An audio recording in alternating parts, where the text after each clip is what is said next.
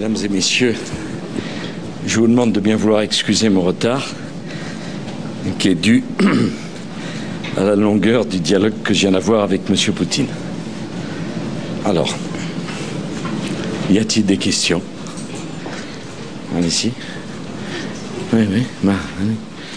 C'est une scène en fait qui intervient au premier G8, juste après l'élection de Nicolas Sarkozy. Nicolas Sarkozy va arriver à ce G8 très confiant, en se disant je suis maintenant l'un des grands de ce monde. Et il identifie une amitié possible avec Poutine, une amitié faite de virilité, parce qu'on va, excusez-moi l'expression, mais poser ses couilles sur la table, et puis lui aussi c'en est un de la même trempe, et donc je vais être de sa bande. Et puis les deux hommes se retrouvent ensemble. Les deux hommes se retrouvent, et en fait, eh bien, Poutine va juste le pourrir, mais le pourrir comme on pourrit un gamin. Vous citez même quelques phrases dans le livre. Vladimir Poutine à Nicolas Sarkozy. Si tu continues à me parler sur ce ton, je t'écrase. Et puis Vladimir Poutine insulte carrément Nicolas Sarkozy, ce qui explique que Nicolas Sarkozy est KO debout.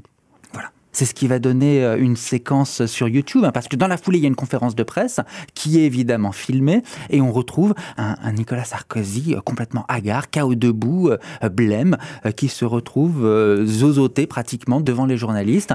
Les journalistes qui vont en faire une histoire, qui eux se souviennent du naufrage éthylique de l'époque Yeltsin et qui se disent « Ah, le brave Poutine, il en a fait une blague de saouler Nicolas Sarkozy. » En fait, les deux hommes n'avaient bu que de l'eau. C'est une leçon en fait de clé de bras, à la manière soit d'un officier traitant dans les services de renseignement qui va devoir traiter une source de façon un petit peu brusque, ou alors à la façon d'un caïd, comme ça se voit dans les bandes de banlieue.